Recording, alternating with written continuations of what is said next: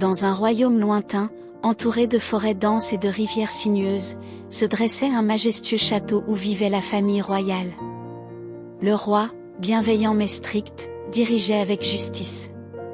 Son fils unique, le prince Alexandre, était connu pour sa beauté et son intelligence. Pourtant, il n'avait jamais trouvé l'amour véritable. Dans une petite maison près du château, vivait une jeune femme du nom de Sophie. Elle travaillait comme servante pour la famille royale depuis son enfance. Sa mère, qui avait aussi servi le roi, lui avait appris à être discrète et respectueuse, mais à toujours garder une étincelle de fierté. Sophie était belle, avec des cheveux châtains bouclés et des yeux verts éclatants, mais elle n'était vue que comme une simple domestique.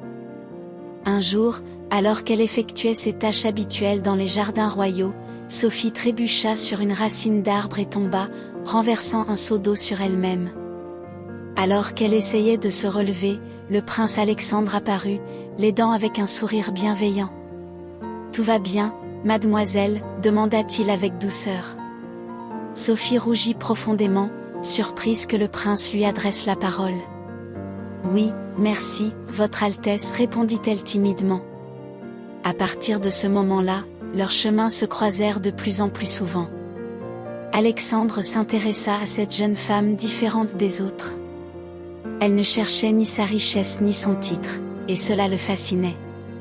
Il appréciait ses conversations sincères, son intelligence naturelle et son esprit vif. Petit à petit, une amitié se développa entre eux. Mais l'amour naissant entre le prince et Sophie n'était pas sans obstacle. La reine, mère d'Alexandre, souhaitait le voir épouser une princesse d'un royaume voisin, consolidant ainsi des alliances politiques. Lorsque la rumeur de la relation entre Alexandre et Sophie se répandit dans le palais, la reine entra dans une colère noire. « Tu ne peux pas épouser une servante » s'écria-t-elle. « Le peuple n'acceptera jamais une telle union. Et que diraient nos alliés ?» Le roi, bien qu'attristé par la situation, soutenait sa femme. Alexandre, cependant, refusa d'abandonner. Il aimait Sophie d'un amour pur, un amour qui transcendait les classes sociales et les attentes de la cour. Sophie, quant à elle, était tourmentée. Elle aimait le prince de tout son cœur, mais savait que leur relation provoquerait des conflits au sein du royaume. Elle tenta de s'éloigner d'Alexandre, mais chaque fois qu'ils se croisaient, leurs regards remplis d'amour et de désir rendaient toute séparation impossible. Une nuit, alors que Sophie était seule dans sa petite chambre, elle prit une décision difficile. Elle s'enfuirait. Elle ne pouvait pas laisser Alexandre sacrifier tout ce qu'il avait pour elle. Elle partit avant l'aube, sans laisser de traces, emportant seulement quelques affaires et ses souvenirs de leur amour.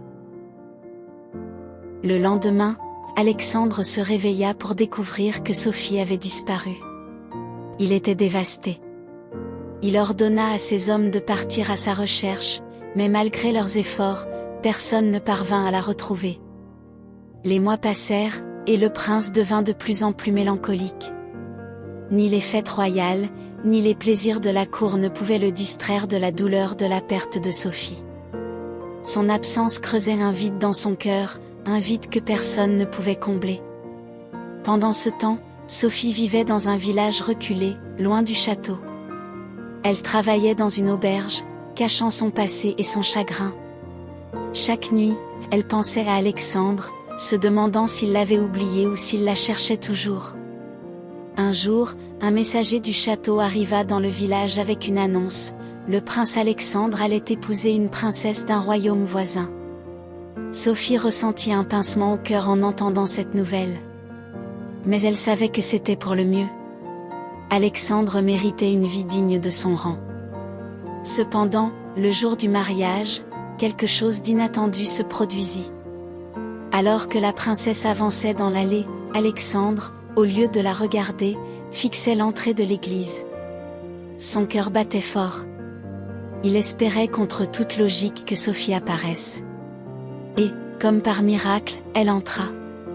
Sophie, tremblante et hésitante, se tenait là, dans une robe simple mais élégante. Les murmures envahirent la salle.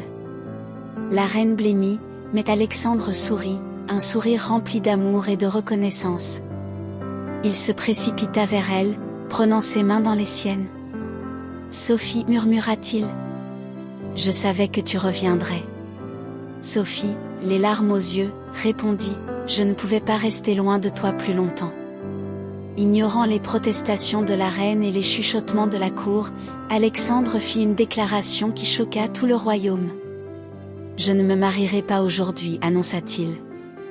Parce que l'amour de ma vie se tient ici, devant moi.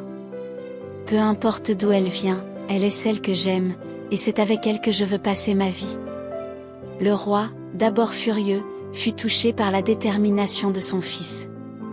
Il comprit que l'amour d'Alexandre pour Sophie était réel et profond, quelque chose qui ne pouvait pas être brisé par des conventions sociales.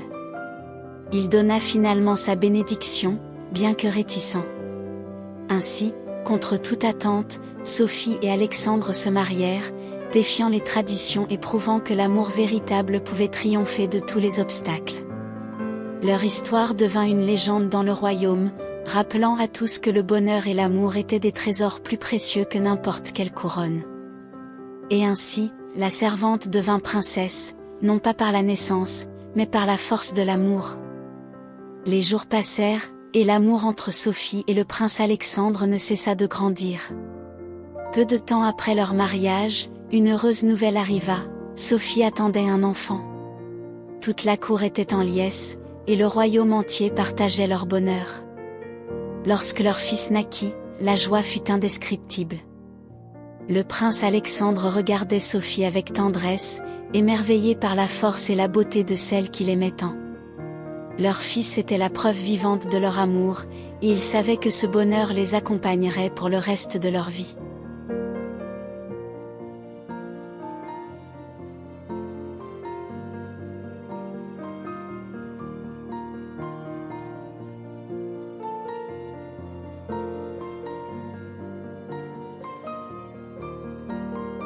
Sophie, la jeune fille autrefois modeste et timide, était maintenant non seulement une princesse, mais aussi une mère, une épouse aimée et respectée par tous.